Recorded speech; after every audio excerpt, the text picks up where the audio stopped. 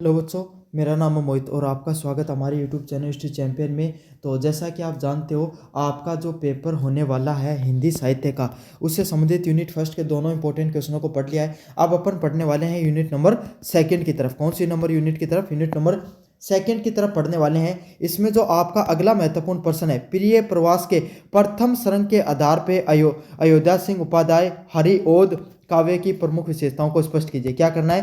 प्रिय प्रवास के प्रथम सरंग के आधार पर अयोध्या सिंह जो उपाध्याय है, उसमें हरिओद जो काव्य होती है उसकी प्रमुख विशेषताओं के बारे में आपको स्पष्ट करना है। तो प्रिय प्रवास का जो प्रथम सरंग है उसके आधार पे आपको क्या करना है? अयोध्या सिंह उपाध्याय हैं उसके हरिओद काव्य की जो प्रमुख विशेषताएं हैं उसके बारे में बताना है। काफ़ी ज़्यादा मोस्ट इंपॉर्टेंट प्रश्न है। अच्छे से इन सभी प्रश्नों को आपको क्या करके जाना है भाई?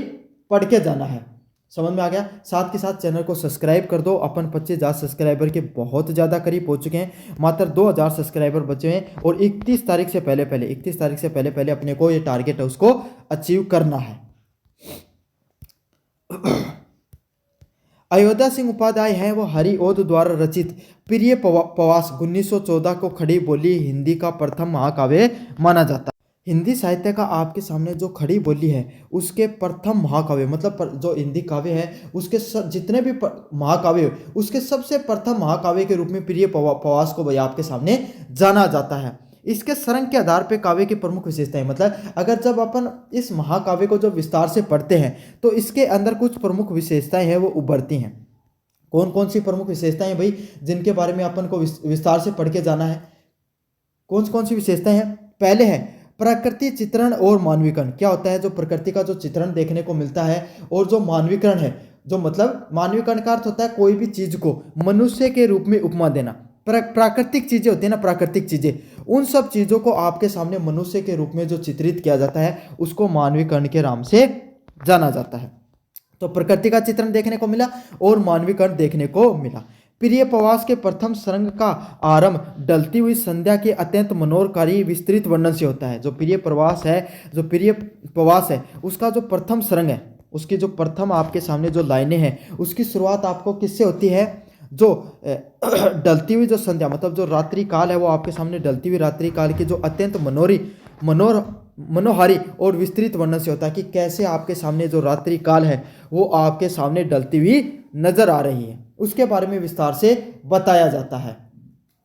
साथ के साथ हरिओद जी ने प्रकृति को केवल एक पृष्ठभूमि के रूप में नहीं बल्कि मानवीय संवेदनाओं से भी युक्त दिखाया है। हरिओद जी ने क्या किया है? प्रकृति को आपके सामने, प्रकृति को सिर्फ केवल एक पृष्ठभूमि में, प्रकृति को ही सिर्फ बताने का काम नहीं किया है बल्कि प्रकृति को मानवीय संवेदनाओं, जो मनुष्य के अंदर अलग अलग प्रकार की जो भावनाएं होती हैं वही भावनाएं प्राकृतिक रूप से भी देखने को मिलती हैं, उसके रूप में भी बताया है। मतलब प्रकृति को सिर्फ आपके सामने एक रूप चित्रण के रूप में नहीं दिखाया गया बल्कि उसके अंदर जो अलग अलग प्रकार की जो भावनात्मक चीजें देखने को मिलती हैं उसके बारे में भी दिखाया गया है। संध्या काल के समय गोकुल का वातावरण से फैली उदासी कृष्ण के अत्यंत आसंत वियोग की ओर संकेत देते हैं। क्या दिखाया गया है? जो संध्या काल है उसके समय जो गोकुल है, मथुरा की जो जगह है, जो ब्रज की जो जगह है वहाँ पर जो उदासी फैली जाती है वो कृष्ण के जो आसन वियोग है, जो श्री कृष्ण है, भगवान श्री कृष्ण है, वो अपना जो भाई ब्रज को छोड़कर जब मथुरा चले गए तो उस समय आपके सामने जो ब्रज जगह है ना, वहां पर किस तरीके से आपके सामने जो गोकुल हैं, जो ग्वाले हैं, उनके अंदर क्या हो गई? उदासी फैली गई है। तो इस तरीके से उनके मानवीकरण रूप के अंदर उसको दिखाया गया है। अगले वाला पॉइंट है संस्कृति निष्ठ व परिमार्जित खड़ी बोली। तो खड़ी बोली का आपके सामने प्रयोग किस तरीके से देखने को मिलता है उसके बारे में अपन विस्तार से पढ़ेंगे। हरिओद जी ने महाकाव्य में खड़ी बोली का संस्कृत के तत्सम शब्दों का प्रयोग किया है। क्या किया गया भाई? इनके द्वारा, हरिओद जी हैं, इनके द्वारा क्या किया गया? महाकाव्य में खड़ी बोली में संस्कृत शब्दों का प्रयोग किया है। क्या क्या है? जो खड़ी बोली में संस्कृत जो शब्द होते हैं उनका प्रयोग करने का काम किया गया है उनके द्वारा। साथ के साथ उनके काव्य में संस्कृत के वर्ण वृत्तांतों का भी प्रयोग किया गया है और जो संस्कृत के आपके सामने जो वर्ण वृत्तांत होते हैं उनका भी आपके सामने इनमें प्रयोग देखने को मिलता है। जैसे मर्दाक्रांता, द्रुतविलंबित और सिख श्रेणी जैसे कौन कौन से शब्दों का प्रयोग किया गया है भाई आपके सामने? दुत, विलंबित, सिख, ऋणी का सफल प्रयोग किया गया है। प्रथम सरंग की जो भाषा है वो अत्यंत गंभीर और संगीतात्मक देखने को मिलती है। जो प्रथम सरंग का प्रयोग किया गया है उसकी प्रथम सरंग का अर्थ होता है जो प्रथम जो लाइनों का प्रयोग किया गया है आपके सामने, उनका प्रयोग आपके सामने कैसा लगता है कि बहुत ही गंभीर भाषा का प्रयोग किया गया है और आपके सामने थोड़ा थोड़ा संगीत में भी उसके अंदर दिखाई देता है। वियोग, श्रृंगार और करुणा। यद्यपि प्रिय प्रवास एक विरह काव्य है, मतलब आपके सामने जो जो भगवान श्री कृष्ण है वो अपना जो देश आपके सामने छोड़कर दूसरी जगह चले जाते हैं, तो उसके अंदर जो लोगों की क्या भावना है, जो बिछड़ने की जो श्री कृष्ण से भावना है, उसके ऊपर विरह के ऊपर काव्य लिखा गया है। क्या लिखा गया है? उसके विरह के ऊपर आपके सामने काव्य लिखा गया है। लेकिन प्रथम सरंग जो होता है, जो प्रथम सरंग होता है उसके विरह की पूर्ण पीठिका तैयार की गई है, और जो प्रथम सरंग होता है उसकी पूर्ण पीठिका है उसको तैयार करने का काम किया गया है। कृष्ण के मथुरा गमन की सूचना से पूरे ब्रज जो ब्रज है उसके अंदर आशंका और शोक का वातावरण दिखाई पड़ता है। क्या होता है आपके सामने?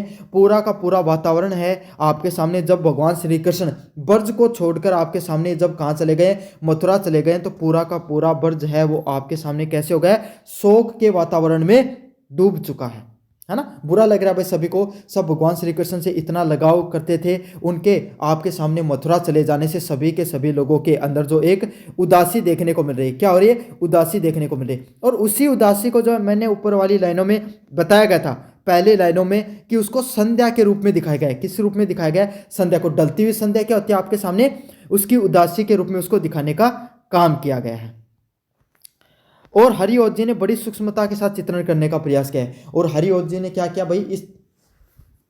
इस चीज़ को बहुत ही सूक्ष्मता के, बहुत ही आपके सामने हल्के से दिखाने का प्रयास किया है। बहुत ही सूक्ष्मता के साथ इस चीज़ को उन्होंने बताया है कि किस तरीके से भगवान श्री कृष्ण है वो आपके सामने गोकुल को छोड़कर, आपके सामने ब्रज को छोड़कर किस तरीके से आपके सामने वो मथुरा चले जाते हैं, और वहाँ की जो प्रजा है वो उनके जो बिछड़ने से कितनी ज़्यादा दुखी है। सभी लोगों का उनके कितना ज़्यादा लगाव देखने को मिलता था। इन सब चीज़ों को बहुत ही सूक्ष्मता के साथ दिखाने का प्रयास किया गया है। कृष्ण का नया स्वरूप, लोकनायक। हरिओत जी ने कृष्ण को एक अलौकिक ईश्वर के बजाय एक आदर्श मानव के रूप में, लोक सेवक के रूप में प्रस्तुत किया है। हरिओत जी ने क्या किया भाई आपके सामने? हरिओत जी ने भगवान श्री कृष्ण का एक अलौकिक ईश्वर की बजाय एक आदर्श मानव रूप और लोक सेवक के रूप में प्रस्तुत करने का काम किया। क्या क्या है? हरिओत जी ने भगवान श्री कृष्ण को एक आपके सामने अलौकिक ईश्वर के रूप में नहीं दिखाया है, भगवान के रूप में नहीं दिखाया गया, बल्कि उन्हें आपके सामने एक आपके सामने जो मानव के रूप में दिखाने का काम किया है। वे एक ऐसे नायक हैं जिनका व्यक्तित्व समाज कल्याण के लिए समर्पित है। मतलब उन्होंने उनको ईश्वर के रूप में नहीं दिखाया, बल्कि एक ऐसे रूप में दिखाया गया है कि वो आपके सामने किसके रूप में है? समाज के जो सभी लोग हैं उन सभी लोगों को आपके सामने जनता की सेवा करने के रूप में उनको दिखाया गया है। प्रथम सरंग में उनके ब्रजवासियों के लिए प्रति अगाध प्रेम देखने को मिलता है। क्या देखने को मिलता है भाई? जो ब्रजवासी हैं उनका जो अगाध प्रेम देखने को मिलता है प्रथम सरंग के अंदर, कि सारी की सारी जो जनता है, ब्रजवास के जो हर एक व्यक्ति है वो आपके सामने भगवान श्री कृष्ण के प्रति कैसा है? प्रेम में, उनकी जो भक्ति है उनके प्रति समर्पित है। सारे के सारे लोग उनसे जुड़ाव महसूस करते हैं। यही उनकी लोक रंजक स्वरूप के भी कारण है, और यही चीज़ उनका क्या लोक रंजक का जो स्वरूप है उसके पीछे भी कारण दिखाई पड़ता है। तो ये था बच्चों आपका प्रिय प्रवास के प्रथम सरंग के आधार पर अयोध्या सिंह उपाध्याय का हरिओद काव्य की प्रमुख विशेषताएं हैं, उसके बारे में मैंने विस्तार से बताया है। कैसा लगा वीडियो जरूर से बताना, चैनल को जरूर से सब्सक्राइब कर देना। धन्यवाद।